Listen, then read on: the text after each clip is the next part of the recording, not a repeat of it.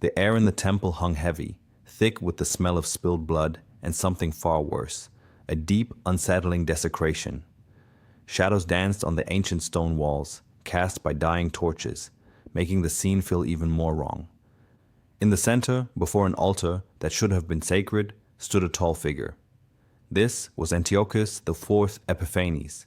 His hands, still glistening from the act he'd just committed, were raised not in prayer, but in a grotesque mockery toward the heavens. He had just sacrificed a pig on the holy altar, a deliberate, calculated insult. Directly in front of him, a Jewish priest, Mattathias, stood frozen. His face was pale, his body trembling, but he made no sound. He just watched, a silent witness to the unthinkable. Antiochus, a sneer twisting his lips, let out a loud, dismissive laugh that echoed in the hallowed space. "Your God is weak," he declared, his voice booming with false confidence. "Forgotten. Only the Hellenistic gods hold true power now. Look around, old man. Where is your mighty protector? Gone, just like your outdated customs." He gestured broadly at the ruined altar, at the scattered remains of the forbidden offering. Mattathias, though his hands clenched into fists at his sides, did not outwardly react with anger. His eyes, however, held a cold, calculating resolve. It was a silent promise, an unvoiced vow of something monumental that was yet to come. His gaze hardened, not with rage, but with a deep-seated determination that few would have recognized as dangerous. It was the look of a man who had just seen the line crossed irrevocably. As Antiochus turned to survey his handiwork, believing his victory complete, something small and almost imperceptible happened. Hidden away in a dark corner, untouched by the chaos and disrespect, a tiny flame flickered back to life on a forgotten menorah. It was just a speck, a whisper of light against the overwhelming gloom, but it was there. It was a silent, powerful defiance. A quiet, resonant voice, almost a thought, seemed to fill the space. For every darkness, there is a light that refuses to be extinguished. This small flame, so easily missed, was a symbol. It was hope, refusing to die, refusing to be snuffed out by the darkness Antiochus had brought. It was a quiet rebellion, a secret fire in the heart of the desecrated temple. Antiochus, still basking in his perceived triumph, turned his back, oblivious to the small growing light. He walked away, his heavy footsteps echoing, convinced he had won, that he had broken the spirit of these stubborn people. He thought his victory was complete, that his will had been imposed. But the subtle flame, barely visible at first, grew almost imperceptibly brighter. It hinted at an unrest, a simmering defiance that would soon erupt, not just in a corner of a temple, but across the land. The quiet resolve in Mattathias' eyes, the small, persistent light, these were the first tremors of a quake that would shake an empire. Before we continue, subscribe to the channel and tell us where you are watching from in the comments. Judea, in the 2nd century BCE, was a land caught between giants. It sat right in the middle of major trade routes, making it a valuable prize for any empire. Jerusalem, its heart, was a bustling city, full of life and deep-rooted traditions. Life there revolved around ancient Jewish customs, passed down through generations. These weren't just rules. They were the very fabric of their existence, shaping everything from their festivals to their daily meals. Every family, every village lived by these traditions. Imagine a small village, much like the one Judah Maccabee would grow up in. The houses were simple, built from local stone, clustered together for warmth and safety. Everyone knew everyone. Children played in the dusty streets, their laughter mixing with the sounds of goats and donkeys. Family was everything. Grandparents, parents, and children often lived together, sharing stories and responsibilities. The community wasn't just a group of people. It was an extended family, bound by faith and shared history. Religious observance wasn't something you did on a special day. It was part of every day. Prayers at sunrise, blessings before meals, the sanctity of the Sabbath. These were not just rituals, but the very pulse of their identity. This strong sense of community and faith was their anchor in a world that was constantly shifting. In this world, Judah Maccabee was born into the Hasmonean family, a priestly lineage. As a young man, he probably dreamed of a quiet life, one filled with study and devotion. He might have imagined spending his days poring over sacred texts, discussing interpretations with elders, and raising his own family in peace. He was part of a respected family, and a scholarly path would have been a natural fit. But the world outside Judea was changing fast, and those changes were starting to press in. The Seleucid Empire, a powerful Hellenistic kingdom, was growing in influence, and its shadow was stretching over their land. This is where Antiochus IV comes in. He became the Seleucid king, and he had a clear vision. He wanted to make his entire empire Hellenistic. That meant Greek culture, Greek language, Greek gods, everything. He saw it as a way to unite his vast territories. At first, his decrees seemed harmless enough. Maybe he'd promote Greek games or encourage Greek education in the cities, but slowly, steadily, these seemingly benign changes began to chip away at Jewish practices. He'd suggest that certain Jewish customs were outdated or superstitious. He'd replace traditional leaders with those who were more sympathetic to Greek ways. These actions created a low hum of unease, a quiet anxiety that started to spread through the Jewish communities. It was like a slow leak, subtly draining their religious freedom and cultural identity. The erosion was gradual, almost imperceptible at first, but it was constant. Imagine the quiet conversations in homes, the worried glances exchanged in the marketplace. People started to feel like their way of life was under attack, not with swords and armies initially, but with cultural pressure, with decrees that made it harder and harder to practice their faith openly. Their devotion to God was absolute, a lifeline in uncertain times. But now, that lifeline was being stretched, tested. The threat to their way of life wasn't just political, it was deeply personal, touching the core of who they were. This slow, creeping oppression laid the emotional groundwork for everything that was to come, building a deep well of fear and resentment in the hearts of the Jewish people. They were a people holding onto their faith, watching as the world around them tried to pull it apart. The quiet anxieties eventually turned into something sharper, a deep-seated frustration that simmered beneath the surface of daily life. It wasn't just the new decrees, it was the way old wounds were reopened, old promises broken. For generations, the Seleucids had made agreements with the Jewish people, respecting their autonomy and religious freedom. But those promises, once cornerstones of their relationship, were now just faded memories. Each new king seemed to chip away a little more, and Antiochus IV was the most aggressive yet. There were countless small humiliations that stung deeply. Imagine walking through Jerusalem, the holy city, and seeing Greek statues in public squares where once there were none, or hearing the casual sneers of Hellenized officials as they dismissed Jewish traditions as primitive. It was like a constant drip of disrespect, eroding their pride. They were forced to watch as their cultural identity was slowly, deliberately picked apart. Greek gymnasiums, places of naked athletic competition, were built right in Jerusalem, a direct offense to Jewish modesty and values. These weren't just buildings, they were symbols of a foreign culture trying to dominate their own. Even worse, some of their own people, ambitious and eager for power, began to side with Antiochus. These Hellenized Jews, often from wealthy or influential families, saw an opportunity to gain favor and influence. They manipulated the system, whispering in Antiochus's ear, pushing for more Hellenization. It was a betrayal from within. The most painful example was the replacement of Onias III, the legitimate high priest, a man respected for his piety, with his own brother Jason, who was far more sympathetic to Greek ways. Jason even paid Antiochus a large sum of money for the position, effectively buying the highest religious office. This act alone was a profound shock, a clear sign that purity and tradition were being sacrificed for political gain. Later, Jason was himself replaced by Menelaus, an even more radical Hellenizer, who was not even from the priestly lineage. This constant meddling in their religious leadership was a direct assault on their sacred institutions. Then came the full force of Antiochus's madness.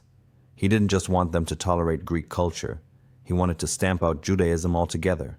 He issued decrees that made practicing Jewish law a crime punishable by death. Circumcision, a covenant central to their faith, was forbidden. Observing the Sabbath, a day of rest and holiness, became illegal. Owning a Torah scroll was an act of rebellion. Mothers who circumcised their sons were publicly executed along with their babies. It was a reign of terror, designed to break their spirit and force them into assimilation. The ultimate unforgivable act came when Antiochus marched into the temple in Jerusalem. This was not just any building. It was the very heart of Jewish worship, the dwelling place of God's presence on earth. He entered the Holy of Holies, a place only the high priest could enter once a year. He looted its treasures, stealing the sacred vessels and the golden menorah. Then, in a final act of unspeakable sacrilege, he erected an altar to Zeus within the temple itself. He sacrificed a pig on that altar, its blood defiling the sacred stones, and forced Jewish priests to partake in the unholy ritual. He even poured pig's broth over the holy scriptures.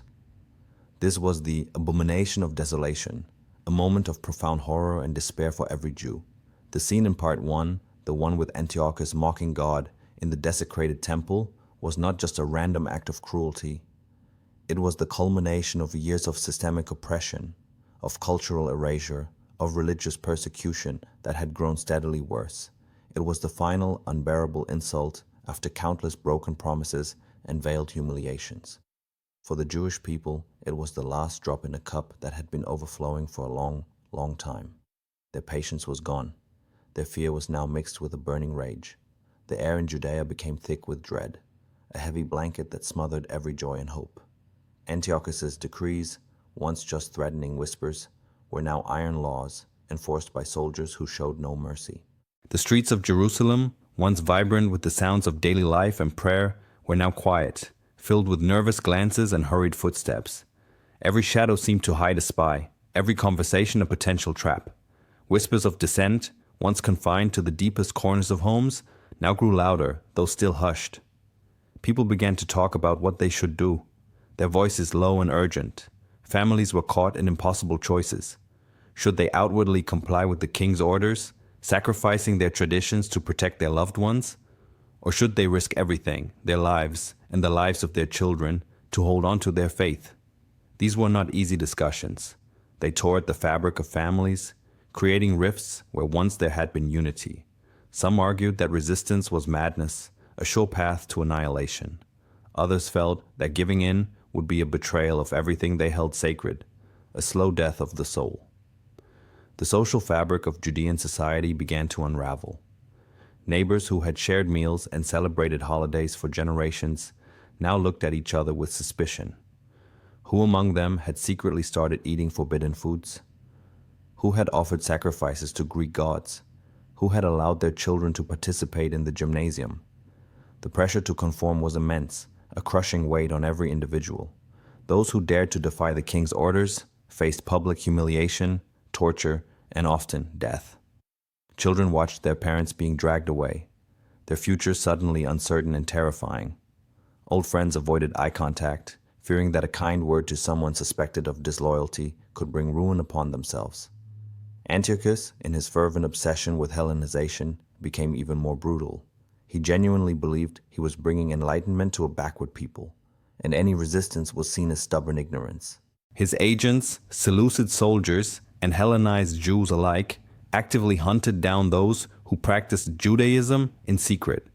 Synagogues, once places of community and learning, became targets for raids. Homes were searched, and any sign of Jewish observance, a hidden Torah scroll, a menorah, even the smell of kosher food, was enough to condemn a family. Public executions became a common sight, grim warnings displayed in town squares, meant to break the people's will. The fear was a constant companion, a chill that seeped into their bones and never left. Judah Maccabee, watching all of this unfold, felt a profound emotional suffocation. The weight of his people's suffering pressed down on him, a heavy burden that stole his sleep and peace. He saw the systematic dismantling of their faith, the destruction of their customs, the terror in the eyes of his neighbors. He was a man of deep faith, but even his spirit was tested. He heard the voices of despair, the arguments that resistance was futile, that they were too few, too weak against the might of the Seleucid Empire. Some people, even within his own community, looked at him with a mixture of fear and judgment. They saw his fierce devotion, his refusal to compromise, and worried it would bring more trouble, more bloodshed. They questioned if his righteous anger was truly divine inspiration or just dangerous stubbornness. This was the moment of greatest despair, a time when hope seemed to be fading, when the light of their tradition flickered precariously, threatening to go out forever. It was a dark, suffocating period, where the path forward was unclear and the very existence of their people hung by a thread. Then, in the small, unassuming village of Modi'in, a moment arrived that would change everything. It was a day that started like many others, filled with the quiet hum of daily life under the heavy shadow of Seleucid rule. But this day would not end quietly. A Seleucid officer, a man known for his cruelty and his unwavering loyalty to Antiochus, rode into Modian with a detachment of soldiers. His mission was clear: to enforce the king's decree, to leave no doubt about who held power, and to make an example of the village. He demanded that the village elder, Mattathias, Judah's father, step forward and offer a pagan sacrifice. This wasn't merely a request, it was a direct order, a public test of loyalty meant to break the spirit of the community. Mattathias, a respected priest and a man of unwavering faith, stood before the altar that had been defiled with idols. His heart ached, his spirit recoiled at the very thought of such an act. He looked at the officer, then at his fellow villagers, their faces a mixture of fear, despair, and silent expectation. He knew that to comply was to betray everything he believed in, everything his ancestors had fought for. He refused, his voice calm but firm, a stark contrast to the tension in the air. The officer, annoyed by the defiance, sneered and threatened him, reminding him of the consequences. It was then, in that agonizing moment of decision, that something devastating happened. Another Jew, a man from the village, stepped forward. His eyes were wide with terror, his hands trembling. He looked at his family huddled in the crowd, at the glint of the soldiers' spears, and made a choice born of desperation. He offered to perform the sacrifice in Mattathias' place. Perhaps he thought he was saving his family, saving the village from further suffering. But to Mattathias, it was an act of profound betrayal, a forced apostasy that cut deeper than any Seleucid sword. It was the ultimate humiliation, the breaking of faith from within their own ranks. The sight of one of their own, willing to bow to the pagan gods, ignited a fury within Mattathias that had been simmering for years.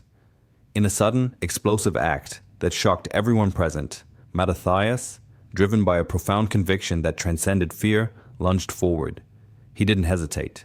With a swift, powerful movement, he killed the Hellenized Jew who was about to offer the sacrifice. The crowd gasped, a collective cry of horror and disbelief. Before anyone could react, Mattathias turned his wrath on the Seleucid officer. The officer, still reeling from the unexpected turn of events, barely had time to register what was happening before he too fell. The silence that followed was deafening, broken only by the clang of the officer's armor hitting the ground. Blood stained the dusty earth, a stark, visceral symbol of defiance. This single, audacious act by an old priest shattered the cycle of passive suffering that had gripped Judea for so long. It was a moment of absolute, unyielding refusal to compromise their faith, no matter the cost. The shockwaves from Modian rippled through the entire community. It was a brutal, desperate act, but it also revealed the deep-seated resentment, the burning anger, and the yearning for freedom that had been suppressed under years of oppression. It was an unexpected opportunity for the oppressed, for those who had felt powerless, to finally rise. This moment in Modian marked the definitive break from submission. It transformed the narrative from one of endurance and quiet desperation to one of active, violent resistance. The time for whispering and hiding was over. The time for fighting had begun. The Maccabean revolt, a struggle for religious freedom and national identity, had just found its spark, ignited by the desperate act of an old man in a small village. The path ahead would be fraught with danger, but there was no turning back now. Following the killings in Modian, there was no choice but to flee. Mattathias, along with his 5 sons, including Judah, vanished into the rugged Judean wilderness. They were now outlaws, hunted men, their lives irrevocably changed by that single desperate act of defiance. Judah felt a dizzying mix of emotions. Fear gnawed at him, a cold knot in his stomach. He worried for his younger brothers, for their mother left behind, for the very real possibility of capture and a brutal end. Doubt, too, crept in. Had his father done the right thing? Could a handful of men truly stand against the might of the Seleucid Empire? The weight of that decision? Mattathias' decision, pressed down on Judah, heavy and suffocating. There was also a profound sense of shame, a feeling of being exposed and isolated as they left their home, their village, everything they knew behind. As they moved through the desolate landscape, hiding in caves and living off what little they could forage, news of Mattathias' rebellion spread like wildfire. Some villagers, those who had secretly harbored the same burning resentment, were inspired by his courage. They began to seek out the small band of rebels, bringing what meager supplies they could, offering their strength and their lives. These early allies, often farmers or shepherds, became the first recruits in what would soon become a desperate fight for survival. But not everyone reacted with support. Many others, paralyzed by fear of Seleucid reprisals, condemned Mattathias's actions. They saw him not as a hero, but as a dangerous fanatic who had brought further trouble upon their already suffering community. These cautious voices, some openly hostile, viewed the rebels as a threat to the fragile peace, no matter how oppressive they still clung to. The cultural dynamics of Judea, usually centered on communal order and religious observance, were deeply fractured by this sudden rebellion, forcing people to choose sides. The Seleucid authorities, as expected, responded with brutal force. Antiochus, already infuriated by any challenge to his authority, sent troops to crush the nascent rebellion. Soldiers scoured the countryside, searching for the rebels, executing anyone suspected of aiding them. This heavy-handed response, however, only served to further galvanize some of the Jewish population. Seeing their neighbors and friends punished for merely sympathizing with the rebels, many realized that passive submission offered no real safety. It pushed them towards the very resistance the Seleucids sought to extinguish. For others, the fear intensified, driving them deeper into submission, hoping to avoid the wrath of the empire.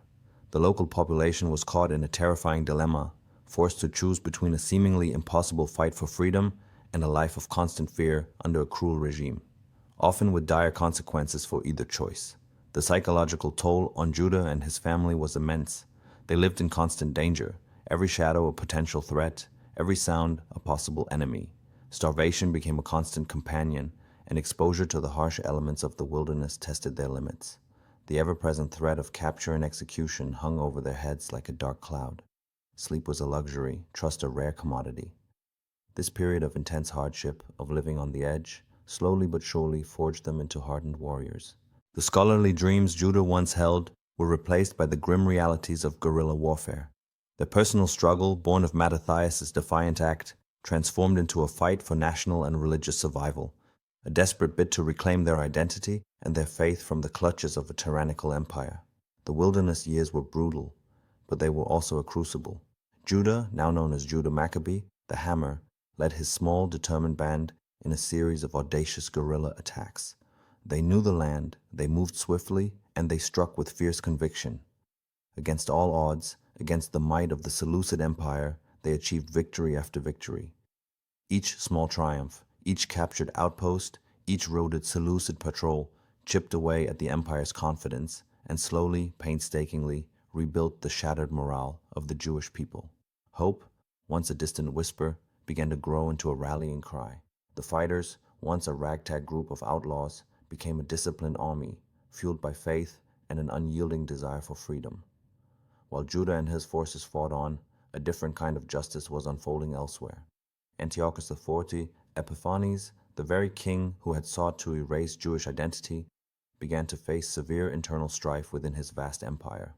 Rebellions flared in other provinces, and his military campaigns, once seemingly invincible, suffered significant setbacks.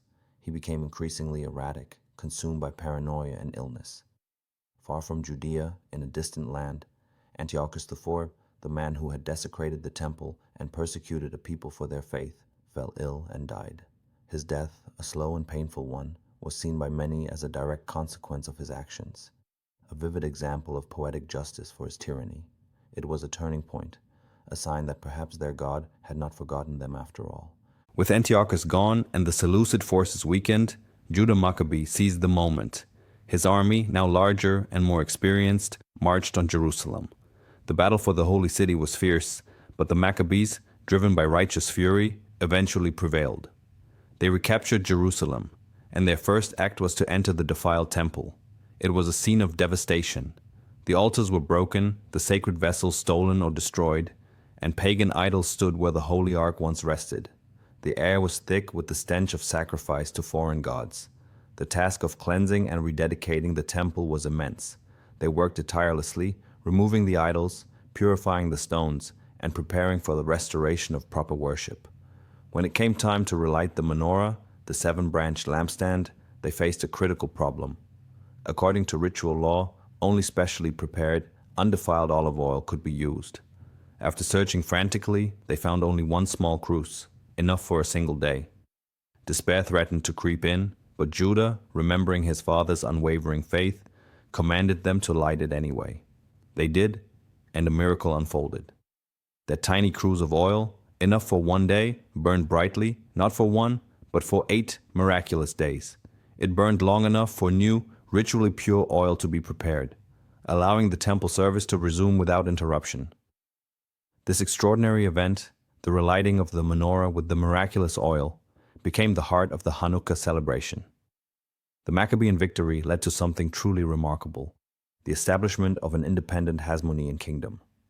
For over a century, the Jewish people governed themselves, a period of self-rule that hadn't been seen in centuries. It was a testament to their resilience, their courage, and their unyielding faith. This wasn't just a military victory, it was a profound affirmation of their identity, their culture, and their spiritual connection to their land. Hanukkah, therefore, is more than just a story of a military triumph. It's a celebration of light overcoming darkness, of faith enduring against all odds, and of the unwavering human spirit that refuses to be extinguished in the face of oppression.